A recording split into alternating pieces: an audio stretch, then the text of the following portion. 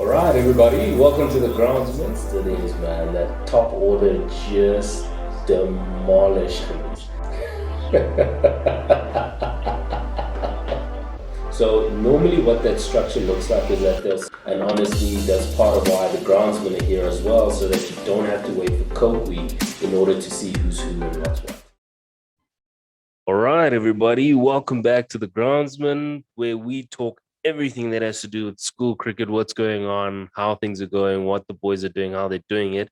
As usual, I've got my co-host T. T, how you doing, brother? I'm doing good, man. It's good to be back. Some interesting things that have happened. So yeah, man, it's good to get into it again. What is Yeah, this? man. Week eight? Week eight? Week nine?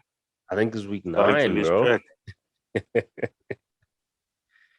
I think it's week 9, man. We've been going nice and strong, nice and steady. I think we've got some good support. We're building some organic support, so it's great. It seems like the content is starting to resonate.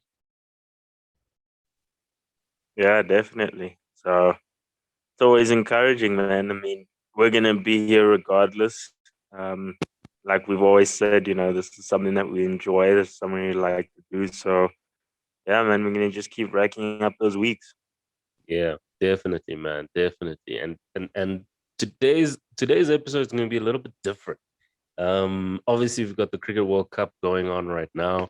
It's been a blockbuster of a start, man. I have to tell you, um, that there have been a few games where I was like, okay, cool. I guess we have to talk about this, right? We generally on the show talk predominantly school cricket, as everybody knows.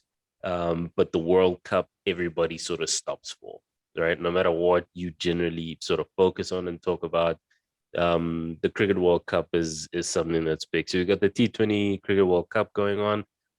Game started on I think that was on Saturday, the main game. So the Super 12 started on Saturday after the qualifiers were done.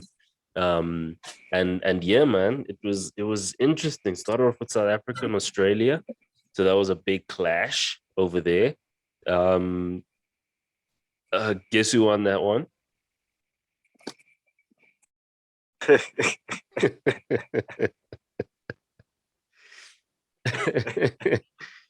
Australia winning that one by 5 wickets. It was a bit close. It was closer than it looks. Okay, I think South Africa did a decent job. Aiden scoring 40, KG scoring 19, and Miller scoring 16 as the sort of the top three. It's not what you want to see from your national team at the beginning, right? I think they had a bit of a faulty start. um, it wasn't necessarily sort of what they wanted, to start how they wanted to start the World Cup. You had Bavuma going out for 12, Quinny out for 7, Rassi out for 2, and then sort of the rebuilding process started with Aiden Heinrich and sort of David Miller, and KG then coming in to contribute. So I mean it's not a great start. I can't say I'm surprised.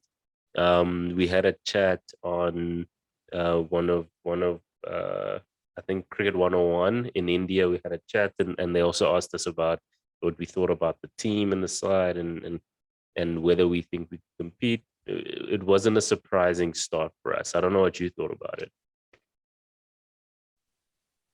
uh, yeah, man, it's the same old stuff, right? Nothing new.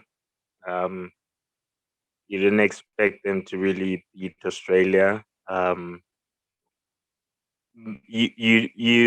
You do, but I guess you're you don't.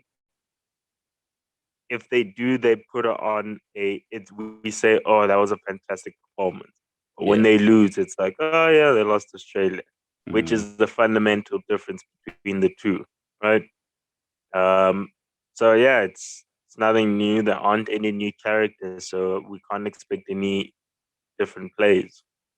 Yeah, yeah, that's true. I think that was just because we're in South Africa, it's our national team. You know, you follow it, and but you generally know what you're gonna get. An Yeah, interesting game. I don't really watch T20 anyway. Even this World Cup, I'm not really. I'm a traditionalist. You know, when these T20 stuff, it just feels like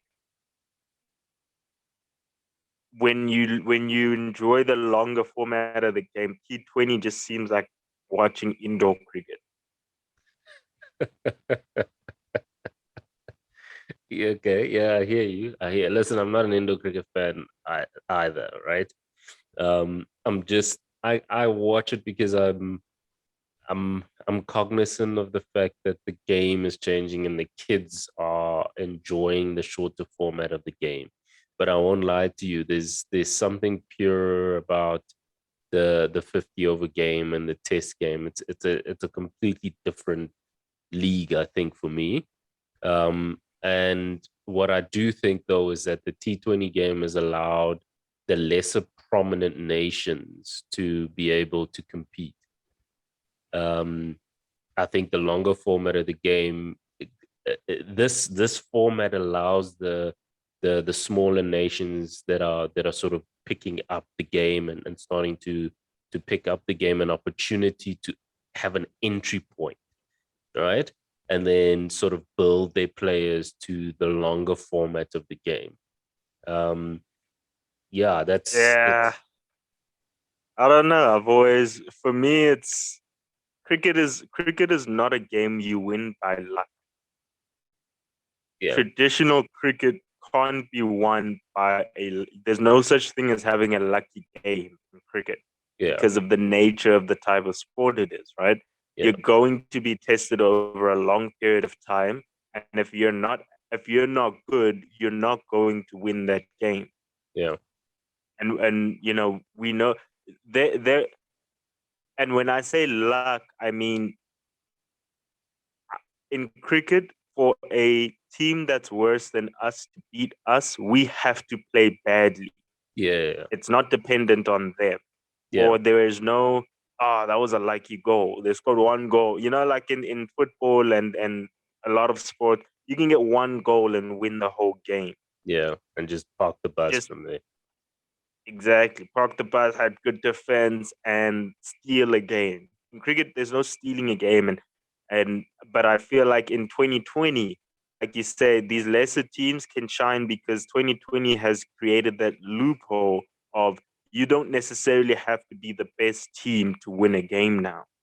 Yeah, You just need you to, generally need like 2 3 overs, 2 3 good overs, and you can take a game away, or you can catch up and be back in it if you had lost too many wickets or whatever or behind the run rate. yeah. And I feel like because of the game, you're getting a diluted version of what is supposed to be the best players in the world. We're Mm, not getting a true reflection anymore of the most gifted cricketers because you don't necessarily have to be a Sachin Tendulkar, a Jacques Kallis. yeah, You don't have to be a class player to excel at T20. yeah, yeah.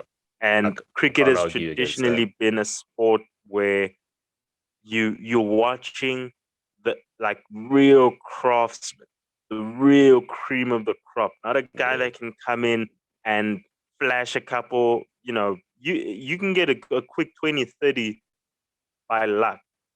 yeah, Anybody can. And that's why traditionally you find that I mean, those are the type of scores that we expect from your bowlers. A quick 30, a quick 20, couple yeah, edges off the bat, that's expected. But it that from 30 to 50, from 50 plus, that's where we start to see real cricket players. And I think that T20 values the guy that's able to get a quick 30. yeah. I mean, if you look at That's it, they that's my started thing with measuring T20. 30s, right, instead of 50s. So there's a time where if you get above 30, it's almost acknowledged um like you got a 50 kind of thing. Because it's so rare that guys get to 50. Um Yeah. you need T20 is the SA educational system. They've just dropped standards. So now you don't need 50%. You can pass with a 30% now. Yeah, yeah, yeah. Listen, yeah. Listen, I agree with you because I'm also quite a purist and I enjoy the longer format of the game. I think it tests you all round, and really the best of the best are the ones that are able to overcome those the time challenge, the fatigue challenge, the concentration challenge, um, all of those challenges in order to score runs and take wickets late in That's the what day. 100 meant, Mm, right? There's a reason why we celebrate 100. It's not necessarily the score itself. It's understanding the process of what you need to do as a player to go yeah, from 0 runs to 100 runs. The level of concentration it takes, amount of time you spent out on the field, the amount of shots you had to play, the runs you had to go, you're running between the wickets, staying sharp. yeah, All that stuff is the reason why when you get to 100, everybody claps for you, even the guy, the opposite team, is yeah, because cricket is it's the ultimate mental and physical combat test because you've got that time to really explore. Are you mentally tough enough? And so when we start rewarding short term goals, it devalues the true value of being a cricket player that yeah, separated us from any other sport. That we were known for playing a sport for 5 days straight. That yeah, used to be the catalyst version of the sport. yeah, yeah. I mean, listen, guys will say we live in a bygone era, right? They'll say you guys are old, you're dinosaurs. That version of the game that you're talking about is no longer relevant today. Um, I don't think that's true. I think there are lots of players who who there are lots of supporters who enjoy the long format of the game as well. I'm just not. I used to not get T20, but now that I've seen sort of other teams come in, if you think about in Afghanistan, right? They played the other day against uh, Scotland. I think it was Scotland they played against. Yeah, and it's not a game. It's not a game that you'd go, oh, it's gonna be a blockbuster, fantastic. But when I think about where Afghanistan started, and it was tough for them because they started sort of playing 50 overs, they get rolled out, for very little. They toughed it out. They pushed on, and T20 allowed them to build confidence. I mean, they beat the West Indies in the last T20 World Cup. It was like the only game the West Indies lost, and they went on to win the World Cup. But to watch a team like Afghanistan just just sort of propel themselves into a position where all of a sudden we're talking about, okay, if if I think it's Najib, I'll tell you now. Yes, if Mujib, Rashid Khan, and Naveen hold you guys down, that's 12 overs there. They're world class guys. They can compete, right? I think if they can translate that into 50 over cricket, then they'll start to become um, uh, competitive in sort of the purest sense of the game. But to watch guys like those be able to give their nation something to celebrate for. I mean, the captain was saying that you don't understand. Cricket is the only joy we get in Afghanistan. So the more we do well here, the more we give the people back at home and something to celebrate. Um, so I don't know, man. I'm torn right now about the game, but I think T20 probably for the smaller nations that are coming into the game, it's an opportunity for them to have an entry point. Yeah, look, I'm not necessarily against T20. Yeah, What I am sort of resistant towards is the like understanding that these are two different games being played. Yeah, that's fair. You get what I mean? And as much as T20 is growing, I think that um, the fan base that comes with the traditional format is slowly dwindling, right? Mm, And so there is a new sport being born. It's not cricket. It's not I mean, we could look at it and go, it's the evolution of cricket, but it's not. You know, when we say the evolution of football, the fundamentals of football was still there. will They didn't remain. go from, you know what I mean. They didn't change the time frame. So what we're looking at right now in T20 is a different form of cricket.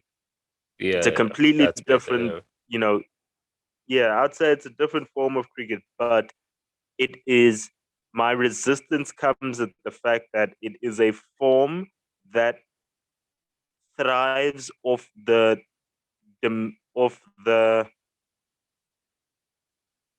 um what's the word I'm looking for? It diminishes, like for T20 to thrive, it has to eat the beast that was. They Mm, cannot coexist. So the more oof. popular T20 gets, the less people are going to be interested in watching 50 over games and more importantly test cricket. Yeah. And that's the whole thing, is that we're all trying to pretend as if they can all coexist. There's not enough um there's not enough uh not resources, there's not enough revenue, and there's not enough activity for all of them to coexist in the ecosystem. Mm. So you And so if reckon you if one's gotta go? one is going, one is already on its way out. They're probably playing a lot more 50 over games and T20 games than they are playing Test cricket in the calendar years now. Yeah, they So are. They are. you, you're seeing it already in terms of the fact that the more popular T20 is getting, Test cricket is the scheduling for Test cricket is becoming less and less and less and less, and so we're going to end up only watching Test cricket on the traditional days. As it dies out, it's going to be Boxing Day Test cricket. It's going to be New Ashes. Year's, Ashes, New Year's. Those are the only ones. But during the year, it's just going to be. You see it already, where you're only playing two tests. I mean, in what world is a two test considered a series? Yeah, yeah. No, I've seen that as well. Mm. Where they're playing three tests. The days of playing five test match series, Yeah, five those are long games, we gone, man. were really testing. Those are Yeah, long gone. you So, only but see it's that with the also an Ashes. attention thing, right? So you can't blame T20, because it's like without T20, the sport would have died,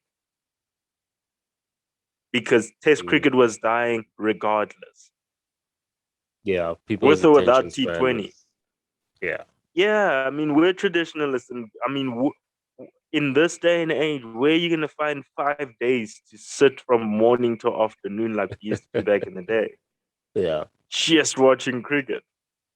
You know, we're yeah. living in a different world, and so Test cricket was dying. It was on its way out. I probably sound like an old guy that won't let it go, but I'm open enough to acknowledge that I'm not blaming T20. Yeah, I'm not saying in fact, T20 is probably the savior for cricket as a sport. yeah. But damn it, it is at the expense of, or Test not even cricket. at the expense, but it makes losing Test cricket almost it gives it gives the Test cricket lovers an enemy to blame. Yeah, Just another a reason to say this is what killed Test cricket. But if we're all honest, Test cricket is on its way out either way. yeah, that's true. I love Test cricket though, man. I'm not letting it go. Um, I'll be watching and teaching my kids about it for as long as we can still have it. I think it's such a brilliant tester of the human spirit, the human will, the will to fight. to assess pitches on 5 different days and decide whether you're gonna bat or ball first and which innings you want to. Like it's such a great test for to watch the evolution of a human being through those 5 days. That it's just I can't give it up. Even if we just get left at the Ashes, we'll take it. All right. Even if we get like India, Pakistan test matches, we'll take it. But I think, like you Here's your said, problem, though. Here's the biggest problem is that even if we did keep it, the players that we're producing in today's day and age can't play Test cricket like that. And so you're gonna watch a Test match, but they, like you're seeing already, they're gonna start ending on day 3. day 3 and You're gonna or early find day very 4. rare that they get to those tests where you get to day 5. It's 5:30.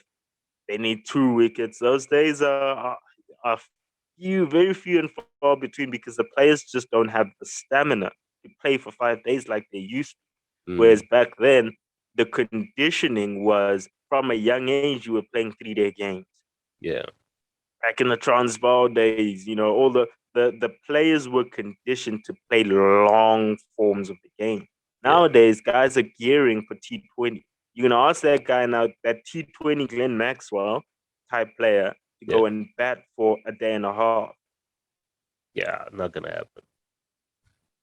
Not gonna happen. Concentration levels aren't there. They're not built for it.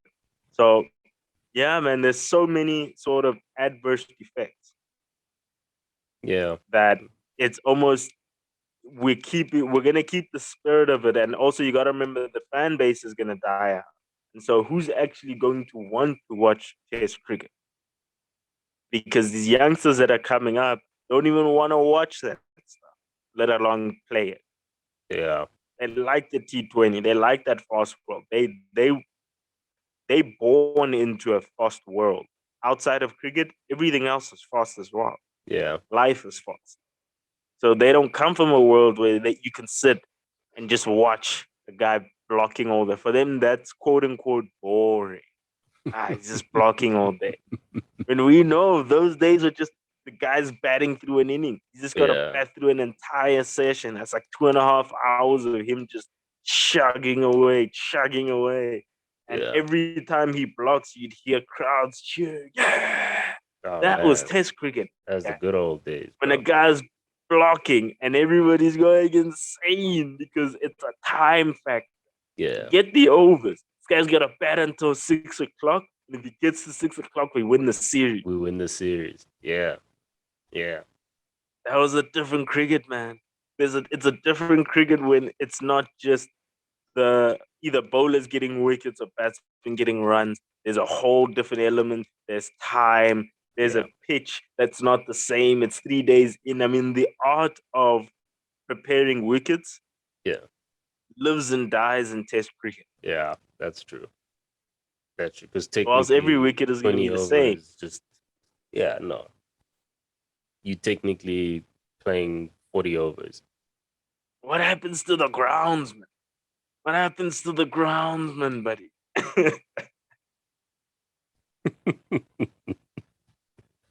But That's yeah, man, it's yeah, an that's interesting dynamic. yeah, it is an interesting dynamic, but the old India Pakistan rivalry never ceases to surprise, man. I, I wish it takes some time to go watch the highlights of that game. India batted first, né? Um, Yeah, they lost a few wickets up front, and it looked rough for them. I won't lie. It looked rough for them. They lost KL Rahul for 3, Rohit Sharma for 0, and in walked King Kohli. If I had a horn, I would press a horn. In walked King Kohli.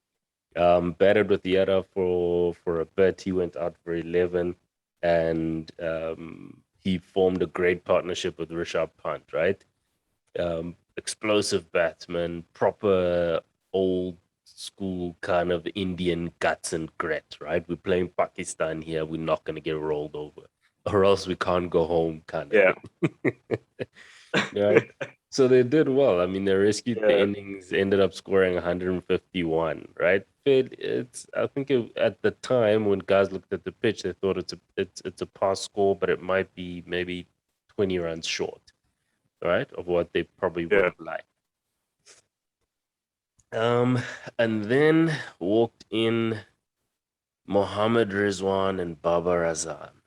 Ah, bro, Pakistan won that game with 10 wickets. Okay? Like and not just like a 10 wicket um they were flashing all over the place, edges all of no, dude, they did not look like they were gonna go out. They could have chased 200 that day.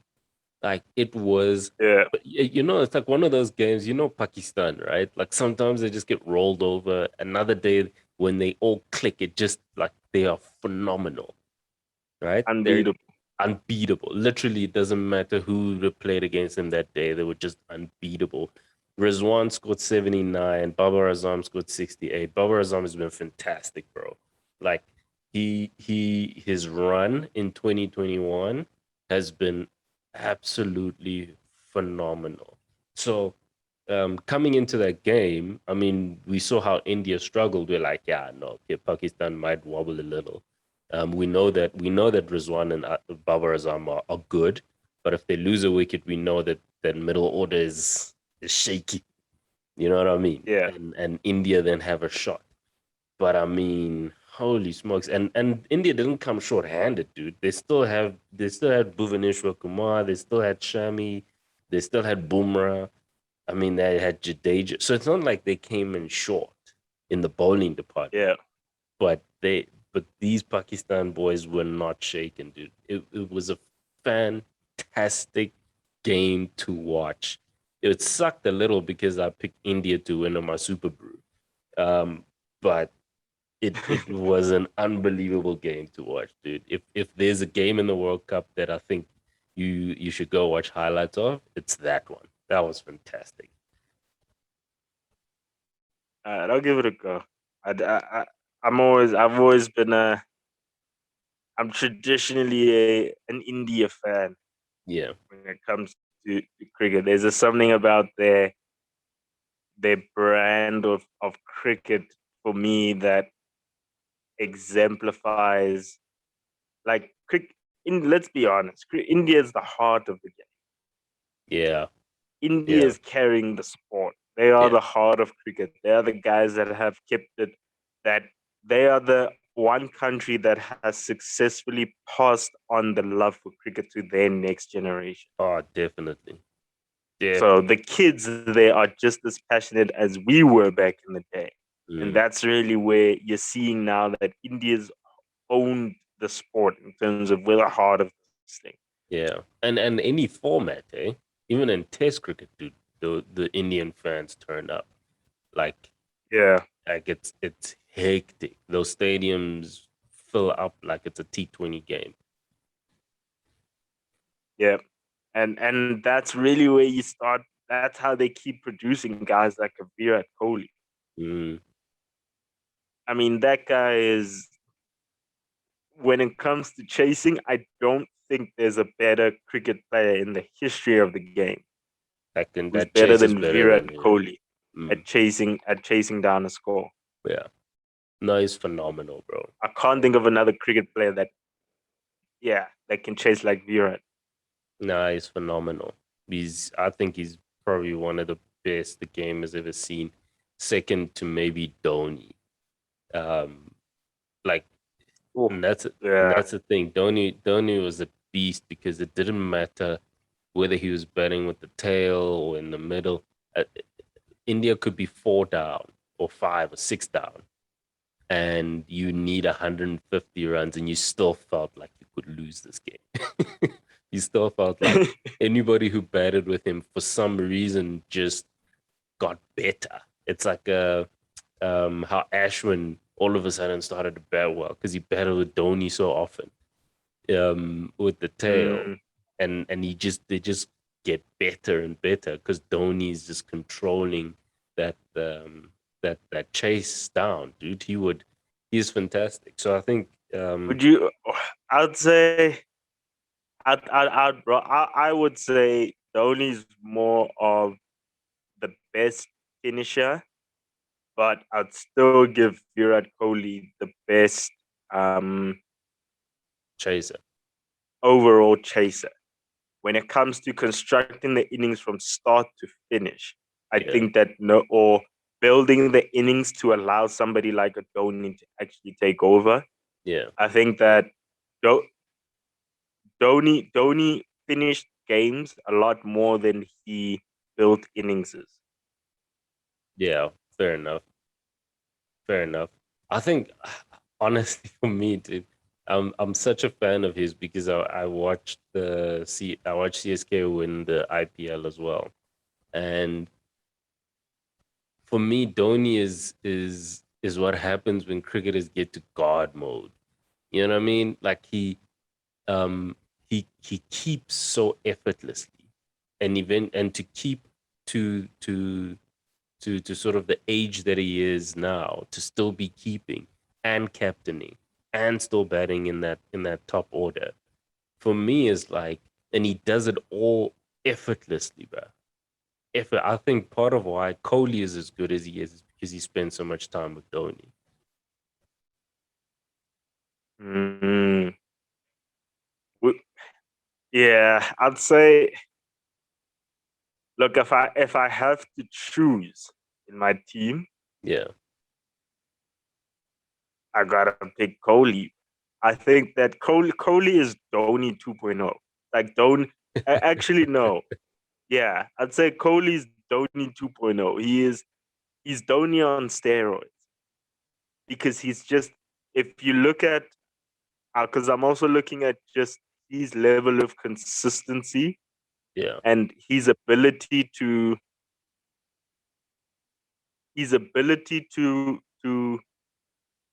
own a team.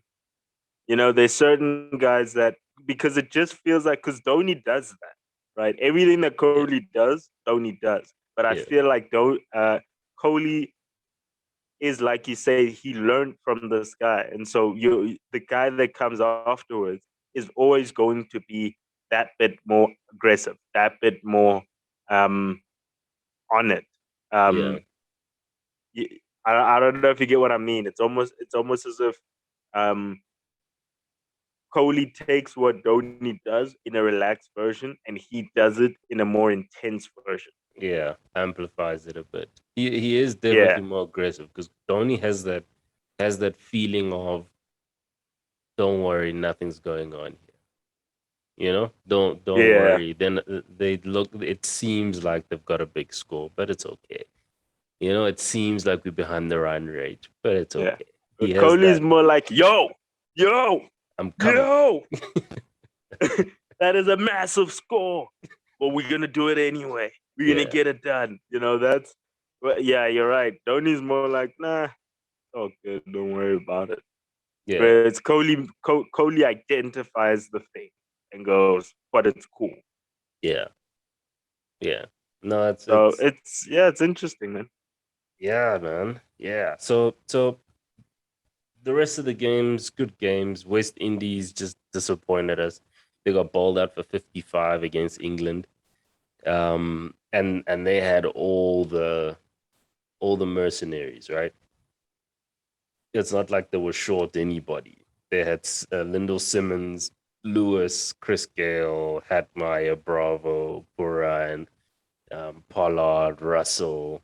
You know, so I mean, they had all the mercenaries available to their disposal, but I just think they misjudged So the pitch.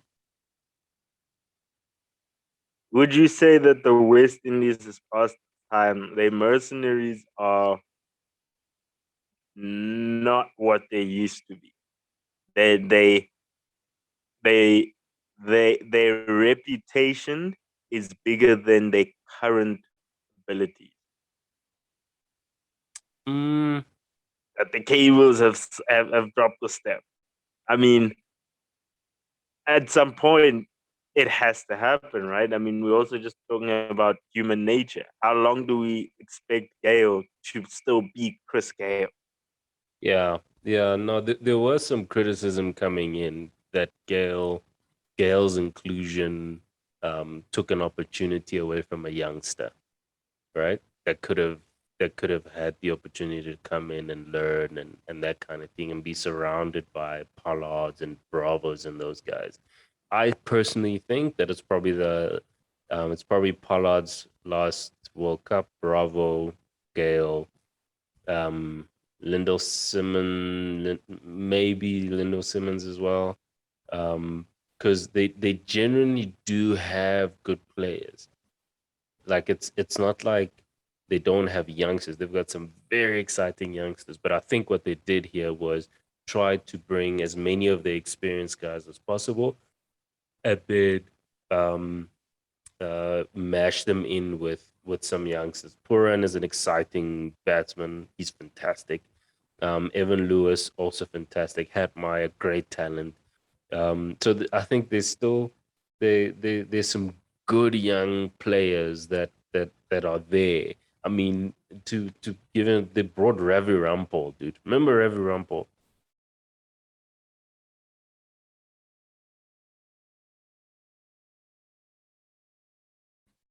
I don't know if you remember Ravi Rampal, dude. As a player, Yes, he's bowling in that side, bro.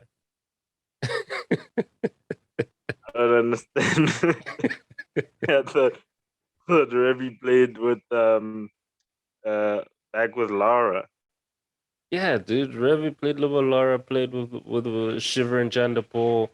You know, like when I saw Yeah, him, I was like, "What's going on?" Dude's got gray hair and whatnot. So I mean, they brought pretty sure his debut was back when Courtney Walsh played. no man, no, it's not that bad. But I mean, it was disappointing. I thought with the experience they had an opportunity to sort of guide the innings. Um, look to bat out the innings, right? Look to get to bat the full 20 overs out. But Do you it think just that last T20 put management in a position, in a confused position, where we don't want to leave these guys out now? because We we don't saw what want to they be the did. guys. Yeah, we don't want to be the guys that didn't select them after they went out and did it on their own and proved that they could. Yeah, And now I don't pick Gale, and then the team doesn't do well. Everybody's going. It's that whole thing of when Michael Jordan left, when the Bulls was dismantled after they had just won a season, and yeah, then they were all dismantled. It was like, yeah, but they could have won another season. yeah. And so you kind of have to play these guys for them to lose, for us to go, okay, they are done now. It's time for But if them they to move hadn't on. lost, you dropped them. They won the last World Cup. Now, why wouldn't you pick Gale? He's eligible. He's probably on the news saying, I'm good to go. I just wasn't selected. And now you go and lose at the Yeah, World Cup without Gale in your team. yeah. That is a tough one, and also they had decent IPLs as well. You know, Bravo, um, Pollard, all these guys that very decent IPLs, high scoring games. Um, what is it, Russell? You know what I mean? So Yeah. I think you're right. It was a difficult decision for the selection committee to make, but it is one of those. I think you're absolutely right. If they'd left them out, it would have been questionable. Everybody would have gone, "Jeepers, goodness gracious, Maybe not guys." Rampo.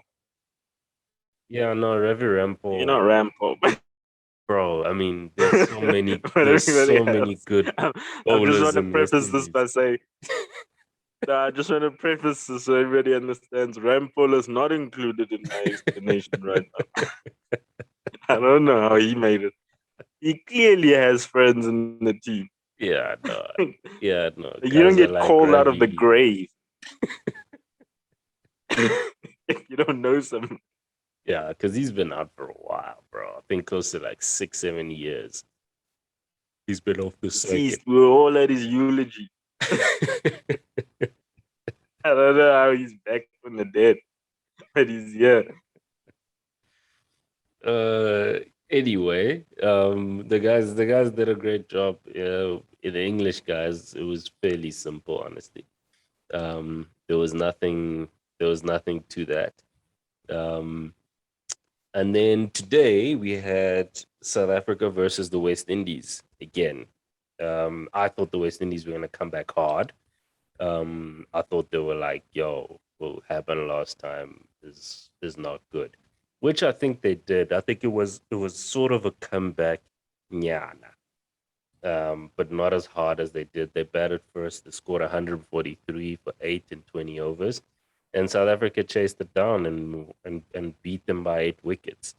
Um, I don't think that's not the story of the day, though. I don't know if you've been watching the the news of what's coming out there.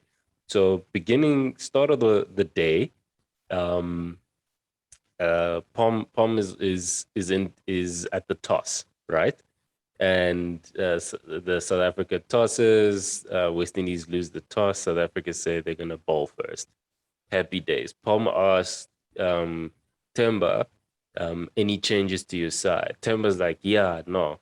We got one change. Quinny's out. Reza's in. Right? so so Pom goes, oh, must be an injury, right? Yeah. Pom literally went, must be an injury, right? Temba's like, no, Quinny's made himself unavailable due to personal reasons. Yeah. You should have seen Okay. Palm's face, bro. Palm's like, personal. Okay. Oh, okay. Cool, cool, At cool. the World Cup. Dude, right? Then he sort of, Palms is forever the pro, right? So he gets through those interviews. Yeah. Eventually, he goes back up to the commentator's booth. Then it comes out that Cricket South Africa released an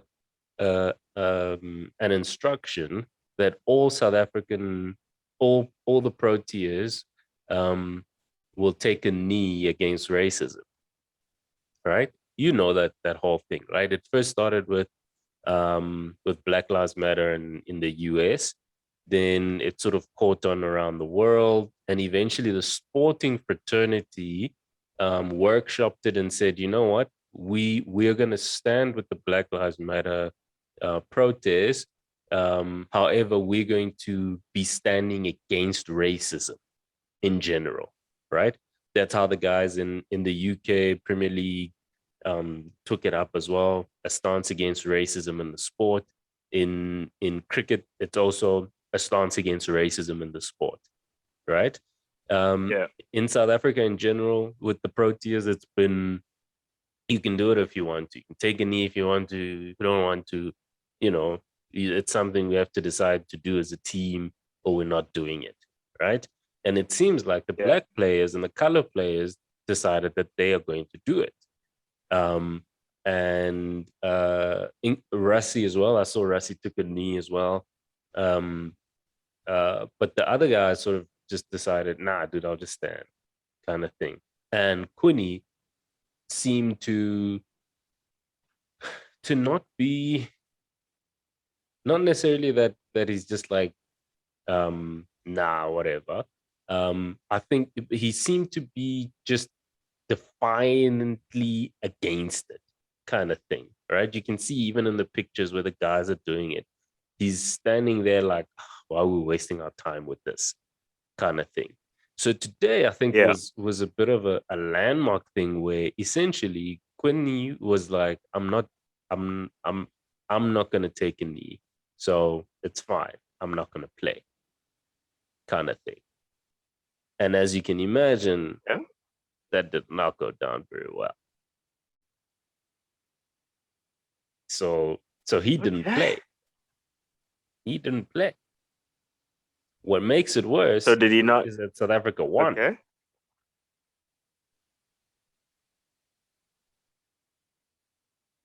So was he? So he wasn't dropped, No, or was it conditional?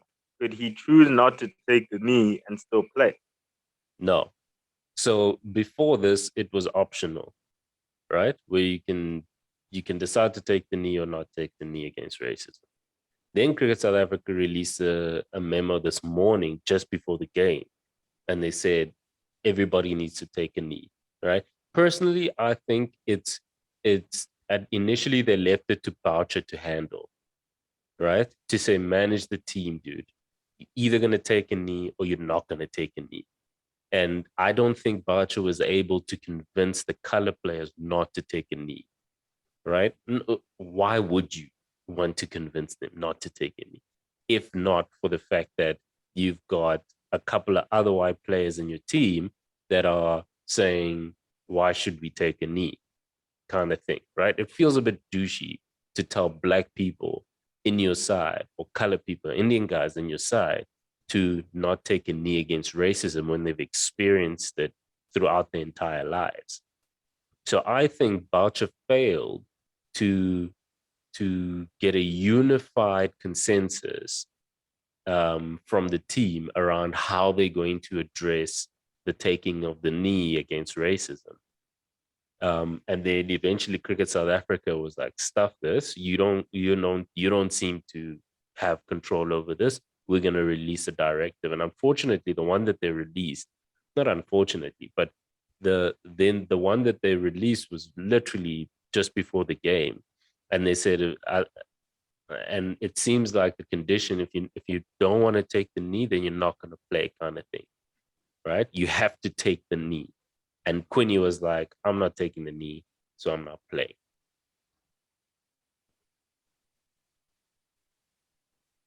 Okay. Did has anybody did at any point anybody speak to Quinny about it, or is this just something that was determined and then left at that for now I as to think the reason why? I'm I'm I'm not sure. I'm not sure. I haven't heard anything around it. Remember, it was a bit of a big deal a few months ago um when Lungingiri got a bit of heat for it because he spoke out um supporting the Black Lives Matter movement and the kneeling against racism thing, right?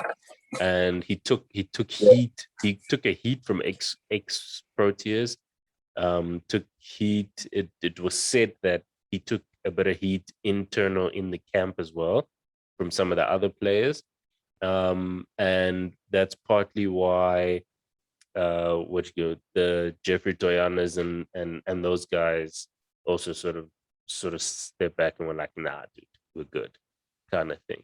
No, it wasn't Jeffrey that stood back. It was uh, I forgot the guy's name.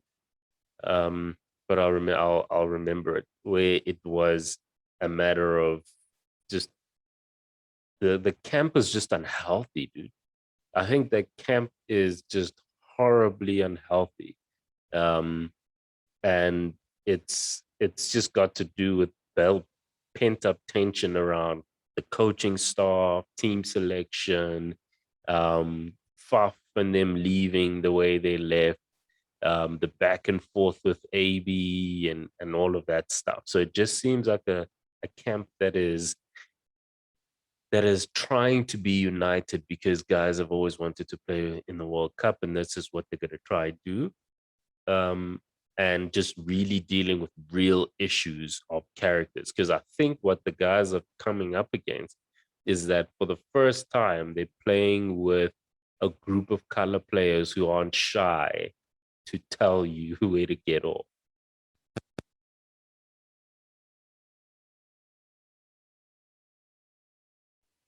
Yeah.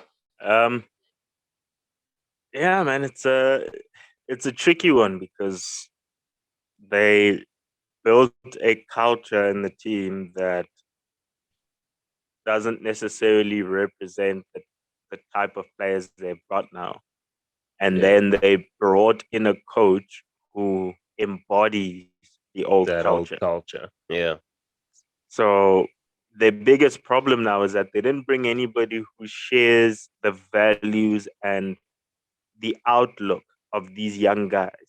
yeah, right? Somebody who can relate to them, and somebody who can essentially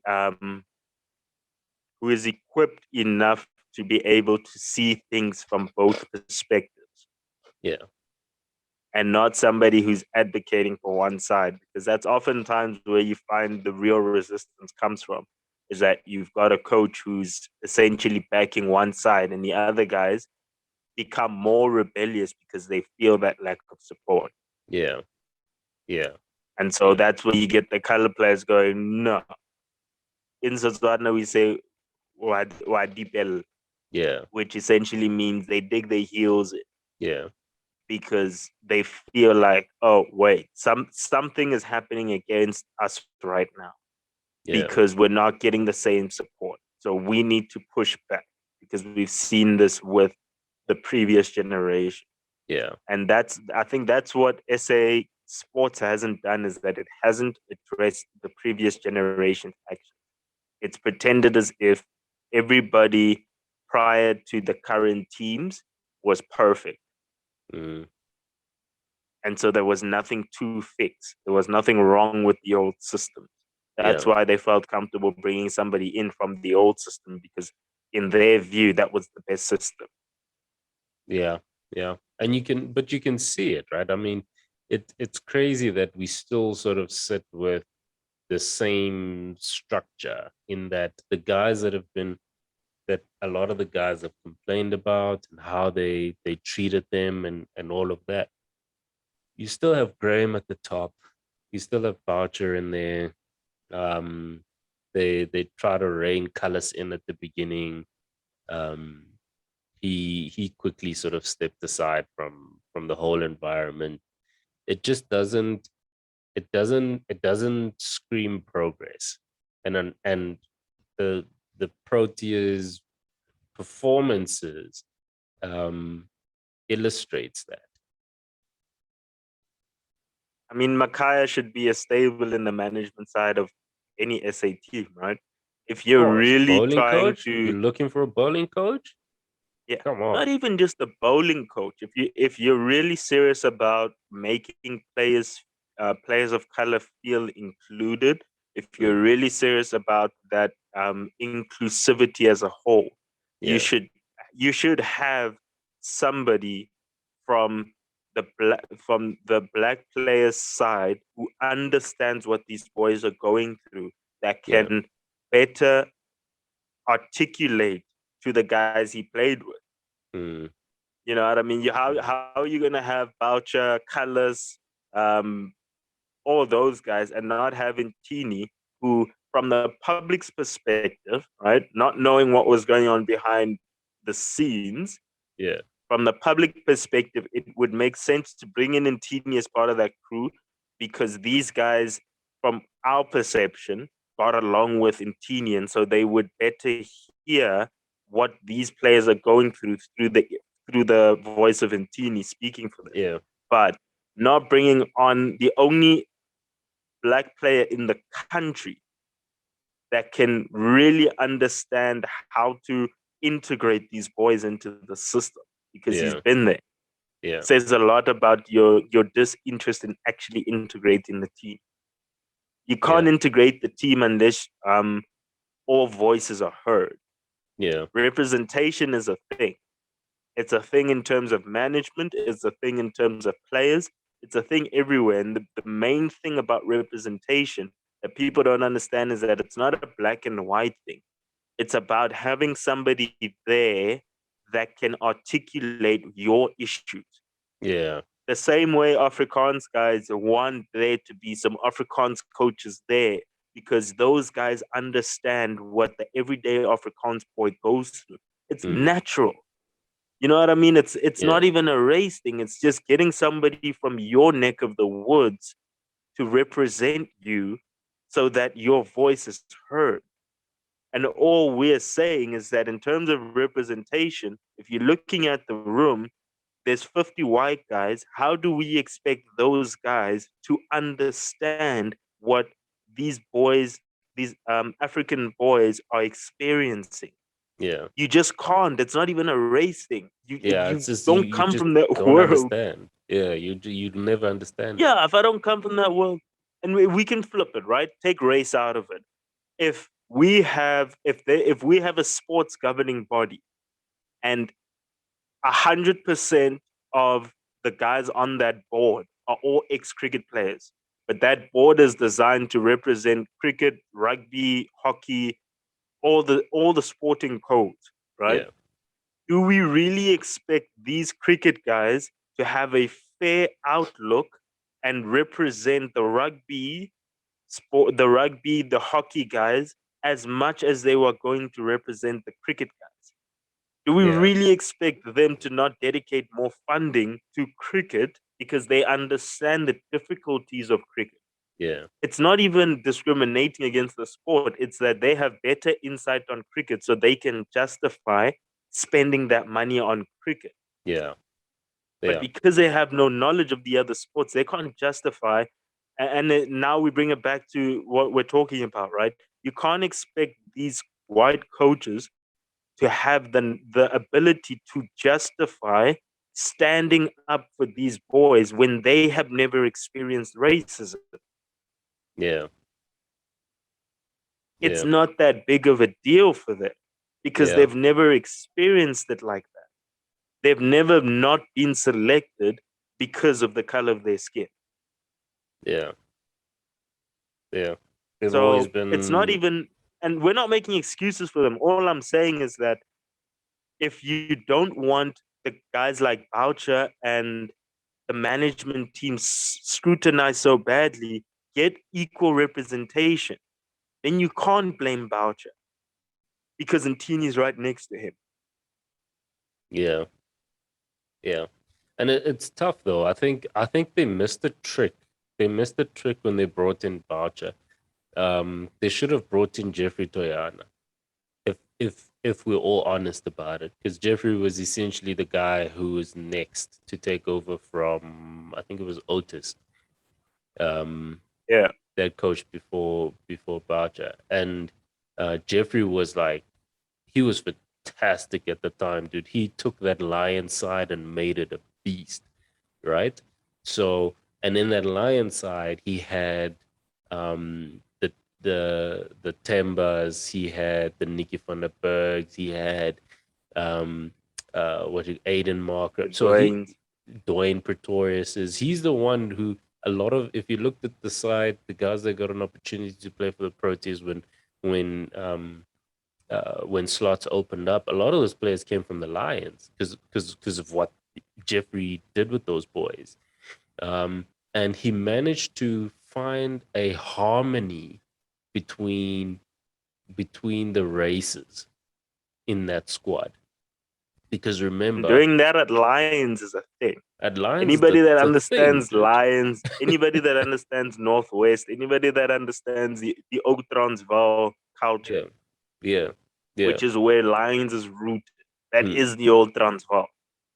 yeah, yeah. It's like a what he did with that side was absolutely fantastic.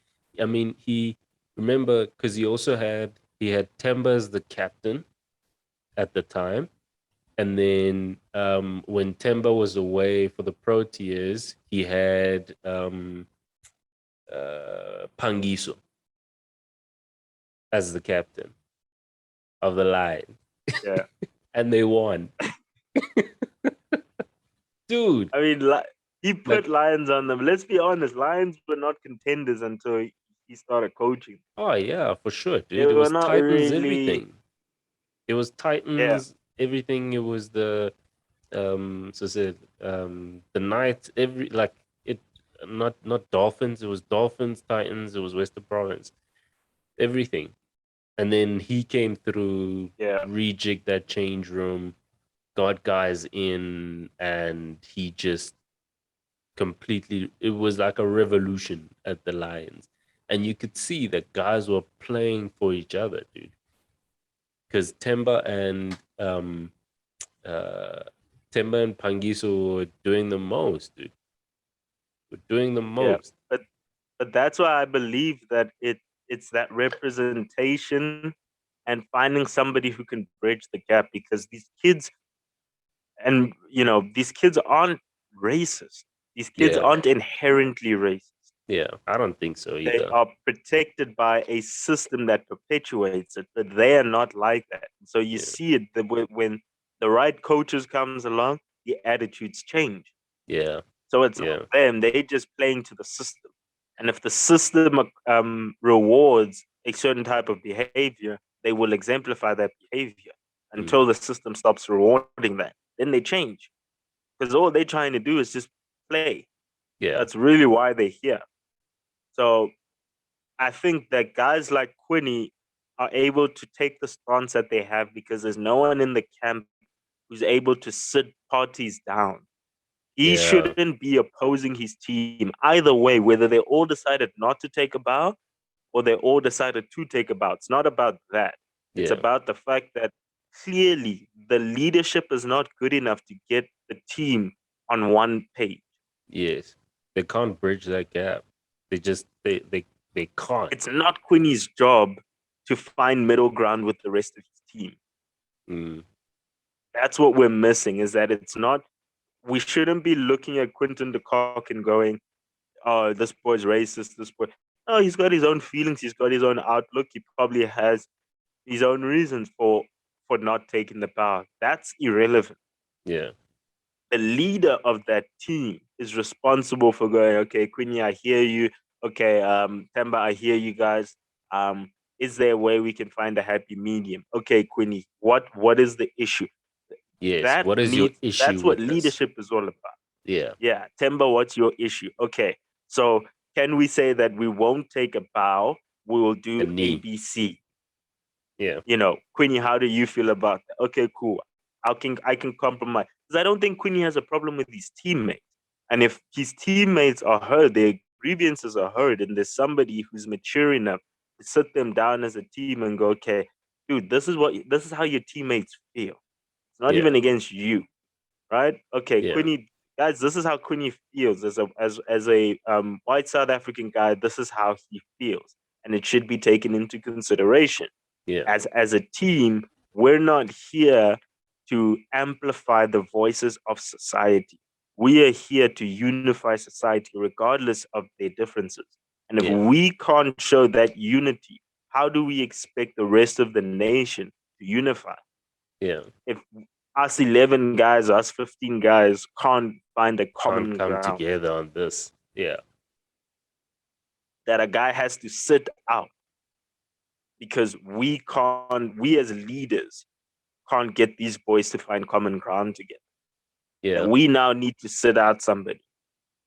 And Yeah. now it becomes a racial thing, where it shouldn't have been. And it all comes down to leadership. It's not Quinny's job to find middle ground. Yeah.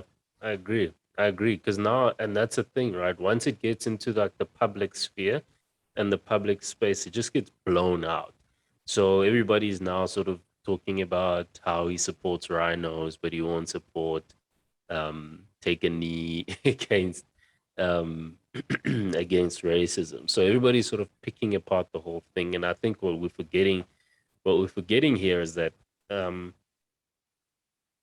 the conversation, like you say, needs to be at a leadership level to to get to essentially speak to Quinny for him to understand why the team wants to take this position. I think there's an opportunity lost in that a Quinny doesn't see the point of taking a knee against racism, but a Rassi van der Dussen does. You know what I mean? Like it just shows you Yeah. that, like you say, there hasn't been one conversation where the leadership is unifying the team around why this thing is important. Yeah. I don't think leadership has put those boys in a room and said, let's talk about this as a team. Mm, Let's have this discussion of end racism, black lives. Let's have this as a team and yeah, let's leave here with our consensus. yeah. Forget the world, We're forget what they not say. players. We're not cricket players right now. We're not cricket players. We're not Proteas. We 11 guys who are going to need to be together for the next few years. Let's talk. Let's talk about Yeah. it. Right? Give us your Because I've heard the experiences, argument. Timber.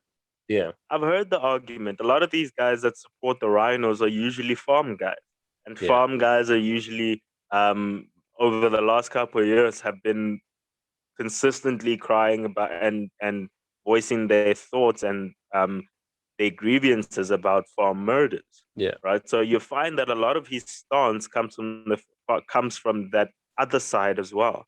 And Hmm. you know, we all know that Boucher is also a big guy in terms of saving the rhino. So Yeah. you find that Boucher probably has the same stance as Quinny, which Yeah. is He just why doesn't get it there is either. yeah, and so a guy like Quinny doesn't essentially start to ask questions outside of his beliefs anymore because it's reaffirmed by authority. He Mm. probably said when Yeah. he sits down at the couch, he probably goes, "Yeah, but why are we doing this?" Bouch goes, "Yeah, I know." You know, and should a conversation happen, it the consensus could easily become, okay, cool, we bow for racism, but we also, as part of our movement, we also stop farm murders. As a team, you're allowed to have your own approach to things. But if you don't sit down as a team and discuss it, you won't have a consensus to say, when, make your own little flag, make it half and half. Farm murders, we stand with ending racism. Yeah. Farmers stand, you know what I mean? But it only happens when we all sit down and I get to go, listen, I'm experiencing racism in SA, and another guy gets to sit down and go, listen, farmers are being killed in South Africa.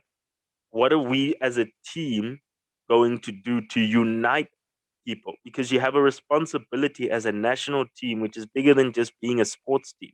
Yeah. You represent unity, whether you like it or not. If you don't get along, we don't get along. If you are having a racial fight, guess what? On the ground level, as fans, we're now fighting because now I'm quote unquote team Bavuma, you quote unquote um The cock. uh team team Quinton, right? Yeah. But if those guys had unified, you and I on the ground would be sitting going, as you know, those guys, what's happening with these farm murders? Yeah, what's happening with this racism thing? Why? Yeah. Because though the people we look at for unity as a representation of unity have said these two things are a problem.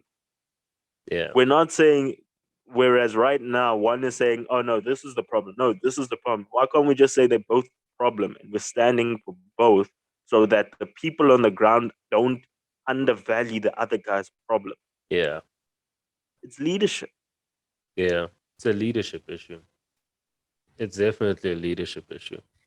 Um, yeah, so I mean that's what happened. I think we got about 10 minutes left. That's the big news for the day. I think everybody sort of ignored the fact that um uh South Africa beat the West Indies, and then Pakistan just beat New Zealand now. It was mostly centered around that, and really it seems a bit obnoxious um, to not agree on the fact that racism doesn't belong in the sport, right? It seems a bit like, can we not agree on that? But I also think that there are nuances around the arguments, especially from young players like Quinton, where, like you said, there's a leadership required to get everybody around the table and say, we represent South Africa, right? These are the issues that are on the ground. We are essentially a few days away from a local government election. We are a couple of months. Um, it's been a couple of months since we saw the looting and the rioting and the killing in Phoenix and that kind of thing. Um, it's it's irrational to think that race is not a factor in our country, and I think it's very poor leadership from Boucher to not have been able to get 15 guys in a room and say, guys, what do we stand for? That's all it is, man. That's all it is.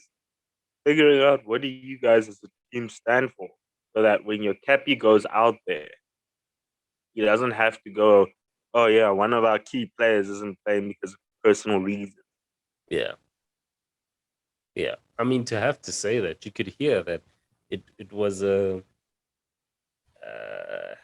it was one of those things because you can hear from Timber's perspective as well. He's just like, I don't get what this guy's problem is.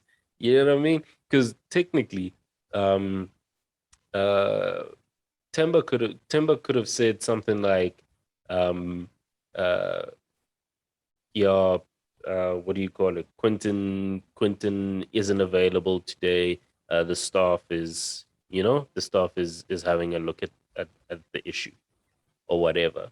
But the way he said it, you should go back and just check it out. I think they'll probably have that clip on YouTube. It probably has a couple million views by now. The way he said it was like, um, Pom was like, "Yo, uh, injury, I'm sure," and he's like, "No, Quinton's made himself not available due to personal reasons." So it was almost like Yeah, and to be fair, like he said, I think in the post match, it had just happened. You know what I mean? They got to the change room, they were told this thing. I think it just then blew up, kind of thing. The rest of the team was like, "Dude, we'll play, bro. I yeah, I really don't have like an issue like that to say I'm not gonna play, kind of thing." But and then they sort of had to take it from there. Timber had to come up with something, and then eventually the Cricket South Africa statement came out, and everybody put two and two together. Um, and yeah, Pom, and Darren Sammy were actually commentating at the time, and yeah, no, you could hear they were touched. They're just like, I don't get it. I, I yeah. I just don't understand. So And you know what, man? And I'm gonna be a bit of a devil's advocate right now because, you know, part of what I've done in my life is that we had a time where we did extensive research into the farm murders, and you get a different perspective as to how guys are feeling out there. hmm, Whether the data and statistics that is used leads to um, the truer version of the conclusion is never really the point when it comes to how people feel about something, yeah, right? lived And that is experiences. the same. That's the same space we give for racism, right? Is that your data and statistics don't equate to my lived experience of racism, Yeah, right? And so you almost sort of have to afford farmers that same leeway to say it's very difficult for me to say to you as a farmer that these these attacks are not inherently racially motivated, but they're more crimes of opportunity.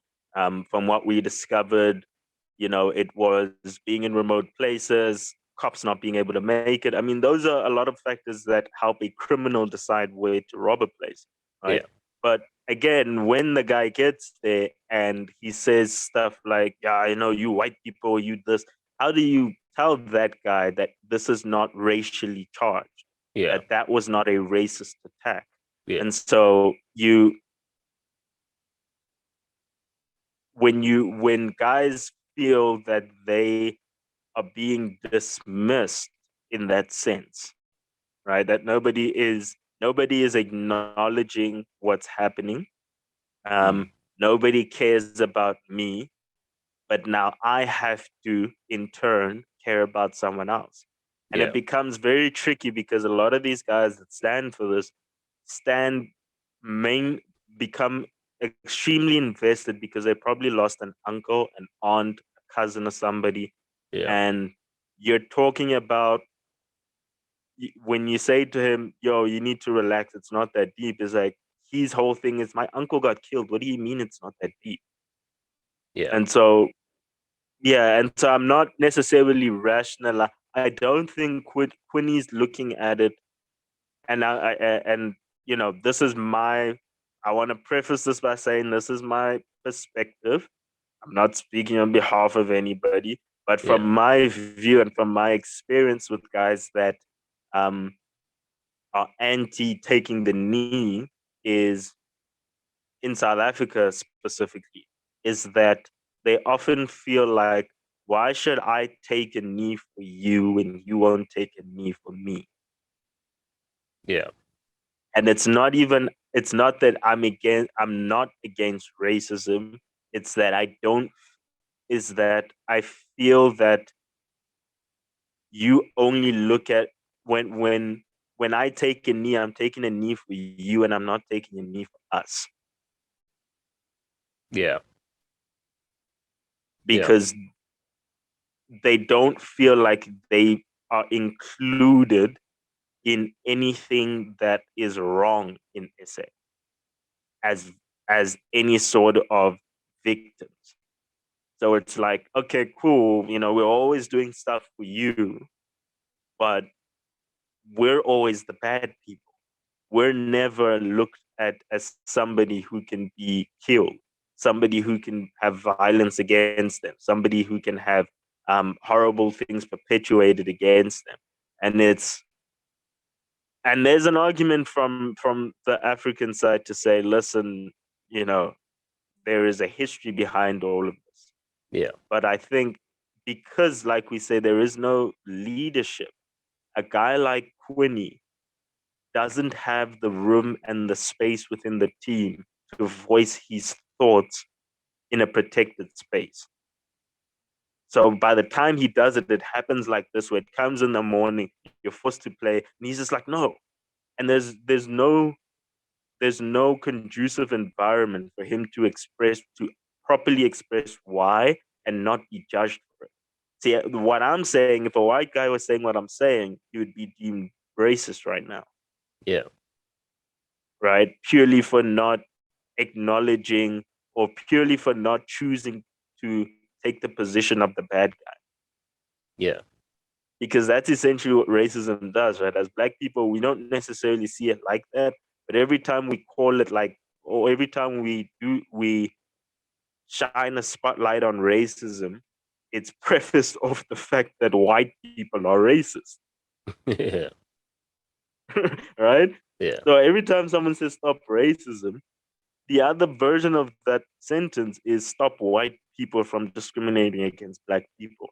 And that's a very difficult thing to get white people to go behind. Yeah. It's yeah, listen, I It's think a it's it's a conversation around um lived experiences, right?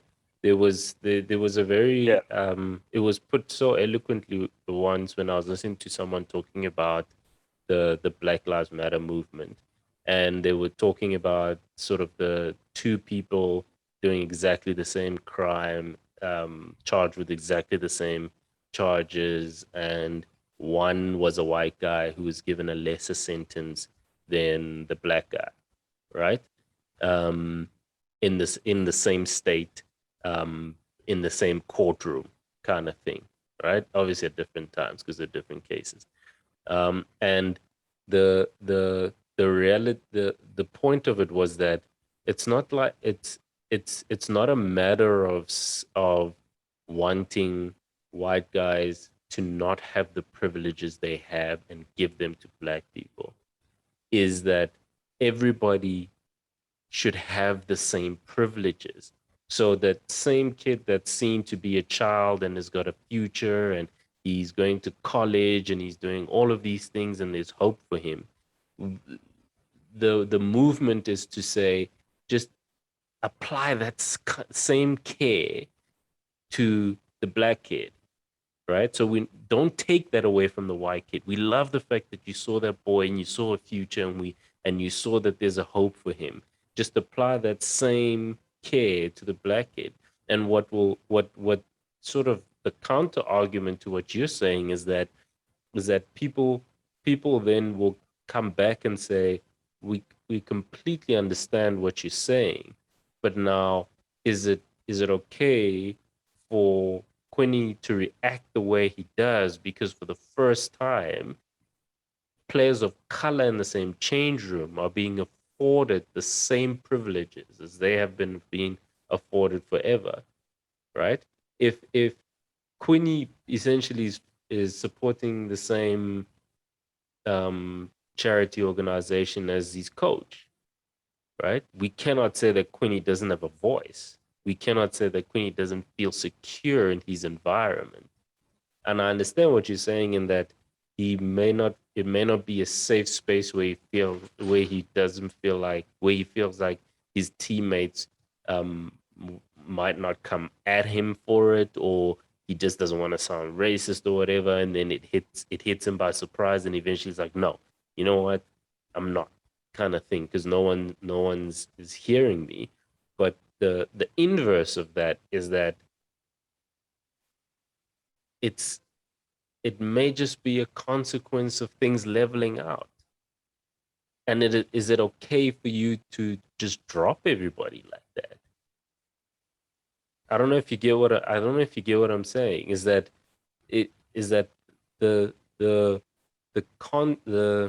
the privileges that these guys have had in the Proteas side is now all of a sudden not even being afforded, but being taken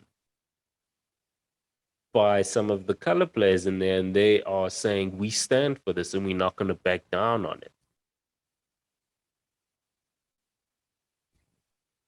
Yeah, and I hear that argument, and it's a fair one to say, look, the plates are shifting, Mm, and these boys just don't like it, and this is a sign of rebellion to say I don't like the plates shifting like the way they are, right? mm, But you could also play devil's advocate to say, is it almost, and I'll use an example like the feminist movement, right? Is the drive for equality, do we often as people almost give more to try and balance it out? So it's almost as if it's never necessarily equal, right? So, and the reason why I say this is that the white guys are afforded certain privileges, or men are at a certain point and they're afforded certain privileges, and mm. then women campaign, but then it goes beyond trying to be equal because you're fighting to be equal. Whenever you get a nod, it's never the same way it is it has been done. It's always, Yeah, we're taking a knee for you. Me as Queenie, I've never had the privilege of having people take a knee for the rhinos whenever I wanted to. So how are you equal whenever you say something, it's the whole team needs to participate. And I'm playing devil's advocate here to yeah, say, yeah, I hear you. yeah, to say perhaps they're looking at it from the point of, this isn't equal. This is you being now more important than I am. That we're not necessarily equal. So, Yeah, and it's a let's. tough conversation to have, Yeah, right? To say, do you need to overcompensate in order to reach equality? And that is just the process of getting to an equal footing. Is that a long, for a specific period of time, these guys are going to be seen as more important up until it is acknowledged that they are important. yeah. It's.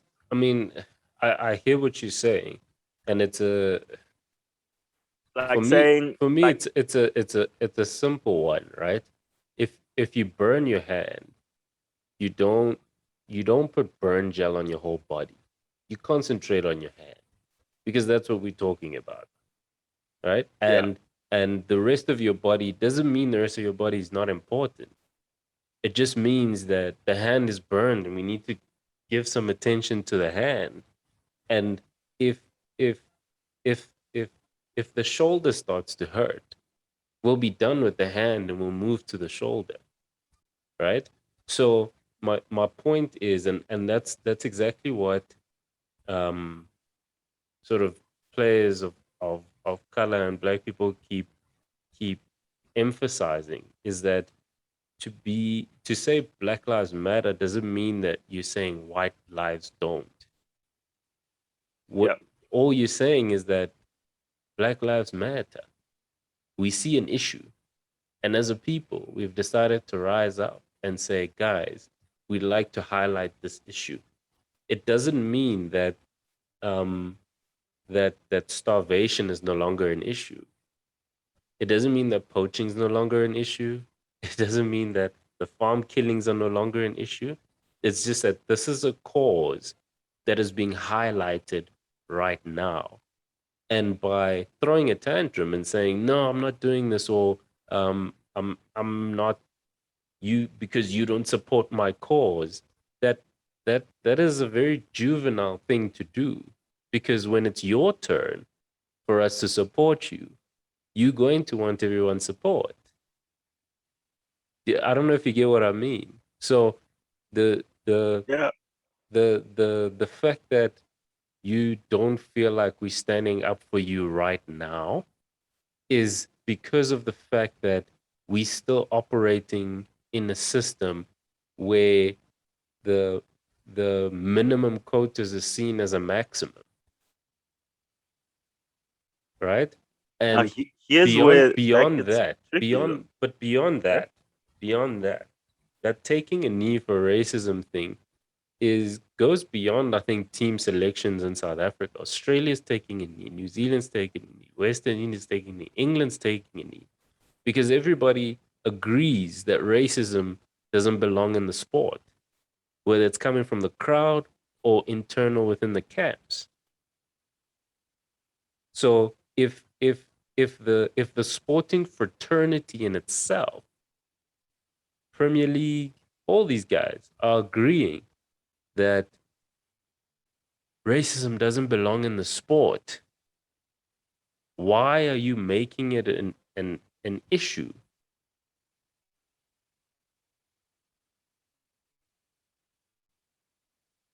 That's that's basically, you know what I mean? Like, everybody's taking a knee, dude, because everybody has the general consensus that racism doesn't belong in the sport. You not playing is saying you don't agree with that. Yeah. And look, that is the fundamental, the core message you're sending, Yeah, right? because you're saying you don't agree Whether with whether it. you believe it or not. They, Hmm. I mean, and again, I genuinely don't think that that's what he believes in terms of, I've played with the guy, I know the guy, I Yeah, and I'm and I'm only speaking from the sense of I'm not making excuses for him. I think that he should have played. I think that he should have taken a knee. And I also think that as a young guy and a player on this stage, again, I'm gonna say it it is there is a responsibility held by management to yeah, make these things clear to him. And I don't think that guys like Boucher have would say what you've just said now, to say you realize that's what that means. Like, yeah, okay, I hear you, and I hear that that you may not agree with certain things and you want certain things to happen that way, but you realize that you're not going on as you telling the world that you believe that racism belongs in the sport. And I yeah, think that yeah, man, there is a responsibility from team management to make players aware of this stuff. That okay, if you're gonna take the stance, that's cool, and I completely believe in his right to not play. absolutely. Right? Yeah, He has every right to not play, and for whatever reason, even if he believed that racism belonged in the sport. He had the right to do that. Of course, it's a free country. That as South Africans, that's what we should always advocate for. A guy's right to stand up for what he believes in Yeah, without infringing on other people's rights. yeah, Right? Cool. But yeah, man, I just feel that this was handled badly by not only management but by Cricket South Africa. yeah, yeah. I In think that spectacular cricket South Africa fashion. yeah, and this is where it becomes tricky because you now start to hear a bit of the argument from the other side to say, you know, we like to look at places like America and take their stance on racism, but it's different here. Yeah, It's different here because we run the system.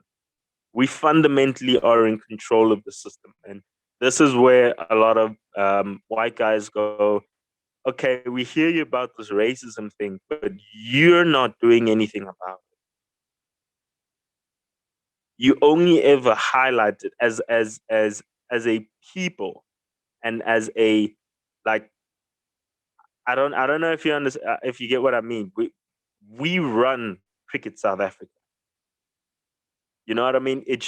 We shouldn't still be battling racism when we run the system. We shouldn't still be talking about a racist system when we are funding the system.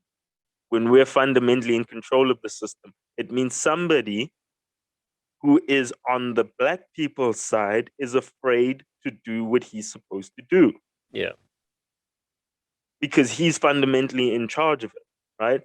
That's why now they can throw off a directive and say, okay, you guys have to take a knee now. If you guys can do that, why aren't you creating a system where racism isn't a problem? Why yeah, aren't you just implementing more black coaches? Like, why? I don't understand how the people at the top are still able to sit and go, oh, why don't we have a black coach? What do you mean? What yeah. do you mean? Why don't You we have a you black just have coach? an appointed one. Yeah, Exactly. So I think a lot of the stuff comes with frustration where white people go, but what do you want us to do as white people on the ground? We hear you, right? You're saying that there's white monopoly capital. Who we acknowledge that, but that is a very finite amount of us that can actually do something about it. The yeah, systematic power lies with you. If you want to dismantle that white monopoly, you can, but you're eating from them, so you won't. But then you keep coming to me, Fricky, on the ground here, and blaming me for everything that's wrong with society. And I'm just like, I hear you, and I understand that the systems are wrong, but I'm just a father who has a son, and I want my son to play Coke Week. That's all I want. You can call me racist for whatever. I'm gonna do whatever I can. I'm gonna speak to whoever I can, and if the system allows me to do it, I'm gonna do it because that's my son. yeah, Do you really expect me as Fricky to sacrifice my son's future just so that Tabo can get an opportunity? That's not my job. yeah. I'm No father biased. will do that. No father I'm will do that. biased as a father. If I gotta if I can, if the system allows me to grease somebody as a father, I will. And I think that we often hold the moral code on the people that don't have power. And as South Africans, we grow accustomed to not holding people with power accountable. And that's Accountable. black Yeah, and white. We don't hold white monopolies accountable. We don't hold our governmental systems accountable. We hold each other on the ground accountable for stuff that we can't, for human nature. That's not yeah, necessarily rooted in racism, but the will to want to compete and the will to need to win. yeah, yeah. No, that's fair. I think this debate will go on forever, man. There's I think personally, I think Cricket South Africa will have a chat with Quinton. Um, they'll I think he's a massive talent, so they'll probably work something out with him. Um, there are a lot of people who are furious who believe you should be on a plane back to South Africa by now. You know people, right? It gets quite heated as soon as you bring up stuff Yeah. like this. Um, the guys who never want to see him in Protea colors again. Um, but again, like you say, I think there's room for leadership. There's a room for a conversation, and I think there's a room to hear Quinton's side of the story. And leadership in this case, I think, need to step in and have the conversations amongst the players and the group and the team, and then release a statement. I think it's going to be very difficult for Quentin to manage the publicity and the image around him, because this is sort of now with him in particular. Um, the other You argument shouldn't that have to though. You no, shouldn't but have to no, but though. He's what not I'm an saying, independent contractor. yes, he's not an independent contractor. What I'm saying Yeah. is that now that it's in the public sphere, it's all targeted at him, right? So Mm. there's a faction that essentially pushing it back at Cricket South Africa for the way they went about it. Then there's another subsegment that I think is already racially charged, that's pointing it at him, right? Yeah. As a person and as a player, and I don't think we have enough information to sort of want to cancel. I mean, I'm not fans of cancel culture, right? So I don't Yeah. there's a segment that's pushing it at him, and I don't know how much of that he'll be able to sort of manage and place aside. But I think a large part in that will help to mitigate that is leadership in Cricket South Africa coming out, making a statement, um, and sort of talking it out, making a statement around, this is what we're doing, this is what's happening. We spoke to Quinny, this is what's, and just frame the conversation, because right now everybody's just having a say. And I can just imagine what his inbox looks like. His DMs must be blown up. So The thing is, there's nothing he can say though, right? Even if they sat him down right now, right, and gave the argument I just gave, it just doesn't. It like you're no, there's not nothing he going can to. say, dude. It's a You lose get what I lose. mean? It's a lose lose. It's an It's a lose absolute lose. lose lose, bro. They hung him out to dry, Yeah, and essentially, and Temba being Temba being the boy and all. I This is where having a mature, experienced captain comes into play as well, right? mm, Is that Temba's job is not his job is to protect Quinny. Whether or not he agrees with Quinny's opinion, as mm, Quinny's captain, as Quinny's leader, he shouldn't have let Quinny out to dry like that.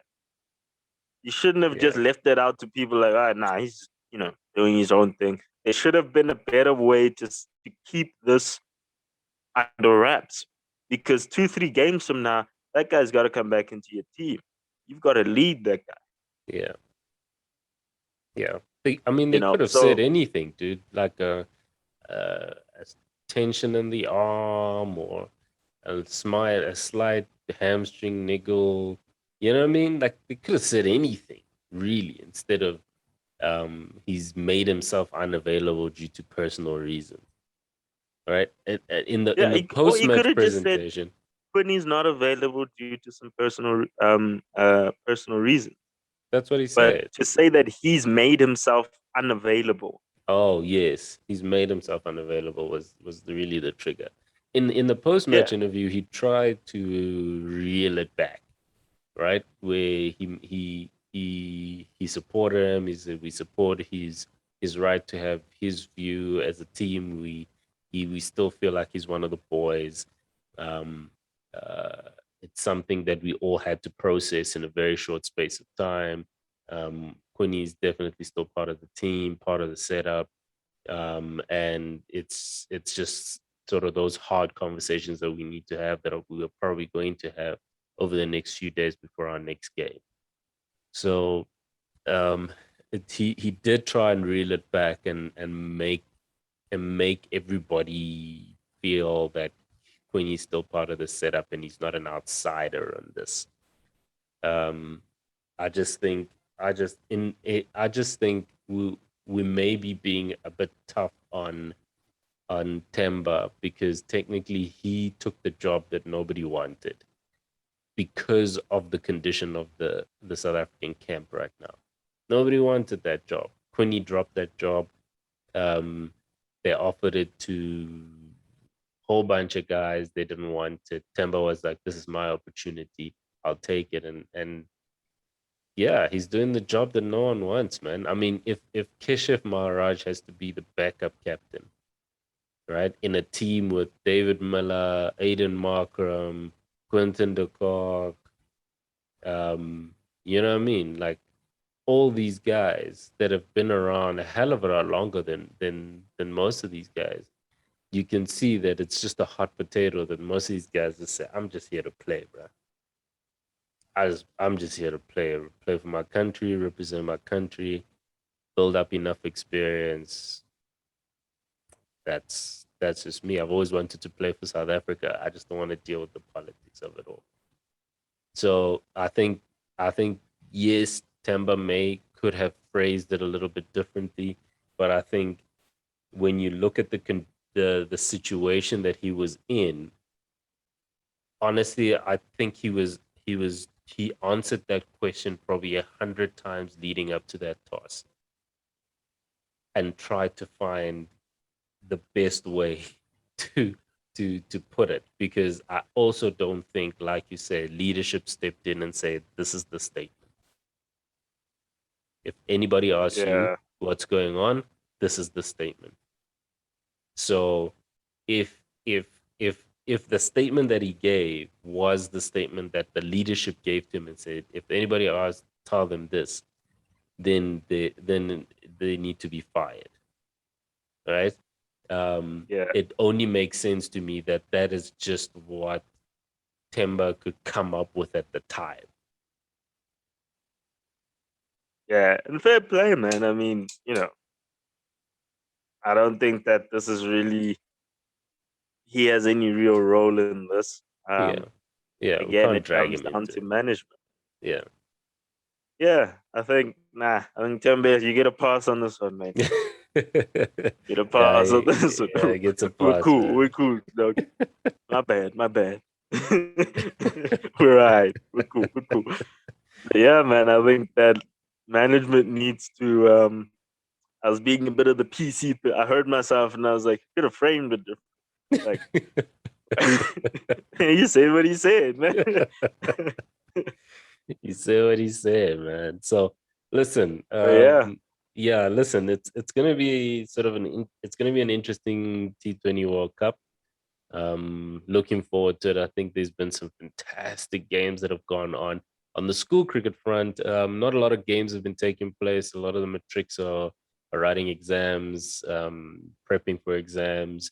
We've got a lot of the juniors that are now being given an opportunity um, to play for their first side now. I had a chat with Coach Oz from Dale College. Had a fantastic conversation around them, how they did at the Cape Schools tournament, and their Guijo culture, man. They got a fantastic Guijo culture. They have a competition with Queen's College around who's the best Guijo in the country. He sent me a few videos that I put up that I thought you guys would enjoy. I think it's a different vibe, man. That vibe we always wanted playing cricket, but we couldn't because um, uh, the culture didn't necessarily fit with the composition of the sides. Um, but yeah, it's pumped, man. It's really awesome. Go onto our Facebook page, our Instagram, have a look at some of um, those videos that the coach sent me around what their change room looks like before they go out and do their warm ups and that kind of thing. And it was really fantastic to see young players have a good time. Sing songs that are that are heartfelt to them. And it's not an all black side, mind you. There are a few white guys in there as well, and they sing along. So Yeah. it's really a fantastic environment that I think they're developing out at Dale College. Yeah, man. I saw some of the videos there. It's like they've got a good vibe going there. Yeah, yeah, So yeah, it's interesting, man, to see the different the difference in culture between high school cricket and when they get into the systems. yeah, That eh? I think that high schools are really carrying the culture and the backbone of what is cricket, Mm, the true essence of cricket. Because in high school, it's the best guys, man. There's not enough guys for us to pick just the white guys.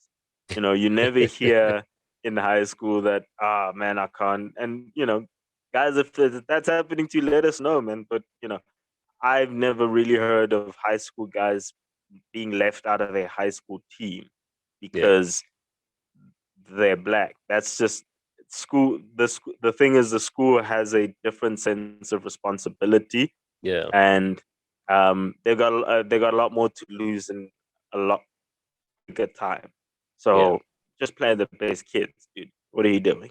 yeah, You know what I yeah, mean? yeah. It's The schools are really good at that. And I found when I look at the compositions of the sides, right? A lot of the top orders have have color players in them, keepers. So really key positions where if you're looking at the game from just a sort of a top level, especially let's say circa between 7 and 10 years ago, you'd say that black players only come into bowl, right? But I look at these yeah. schools now and their composition, the St. Stithians, St. John's, Dale, Rondebosch, these schools, they've got a great mix of cultures, great mix of races.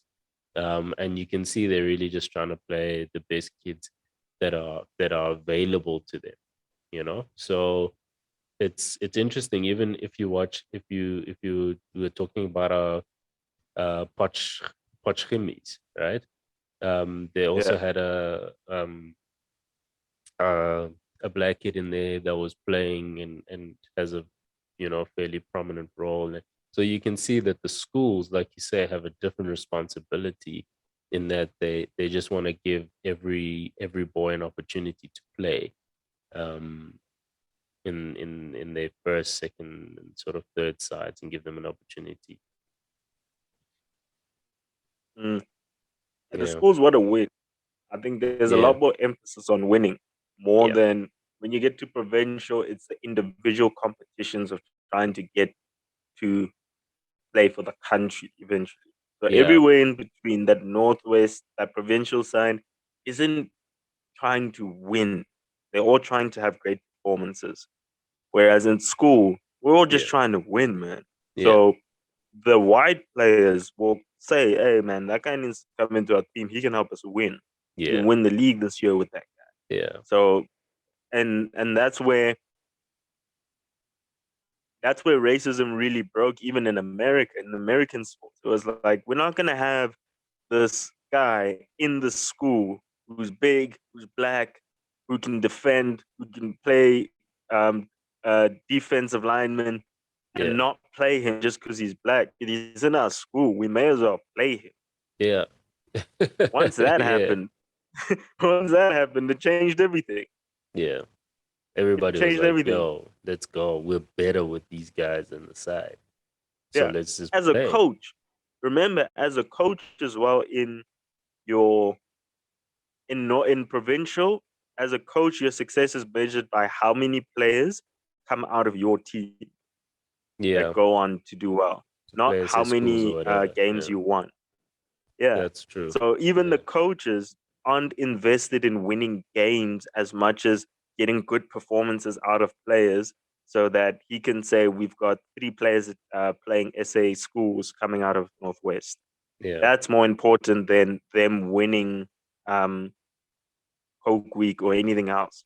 They would lose Coke Week, but have 5 guys come out of that Coke Week go on.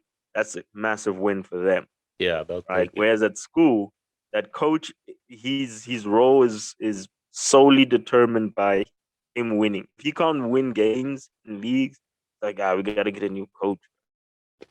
That's actually so important, dude. Um, that is like a it's such a key distinction, right? You get what you reward. All right. I think, yeah, guys, that was really a fantastic episode. I think we got to unpack a lot of conversations and issues that are found in the game. Spoke a little bit about the T20 World Cup. I think we're in an interesting time in our game. We've got an interesting new fresh crop of players coming in from the school system, young players coming into the fray. And definitely we can see that the South African cricket culture needs to change, and it must change and evolve. But I think the schools have done a great job in bringing these sort of all-rounded players up from their systems and being ready to move into sort of the semi-pro and pro space and eventually into the international game. I think we got some exciting things coming up. Um, I'm not too upset about this whole thing with Quinton De Kocks, and that I think it just helps move the conversation forward, opens up an opportunity for dialogue and for us to hear each other and to talk to each other, and really engage. So, from the Groundsmen, thank you so much for joining us, guys. We really appreciate it. See you next week. All right, everybody, welcome to the Groundsmen. Still is, man. That top order just demolished him.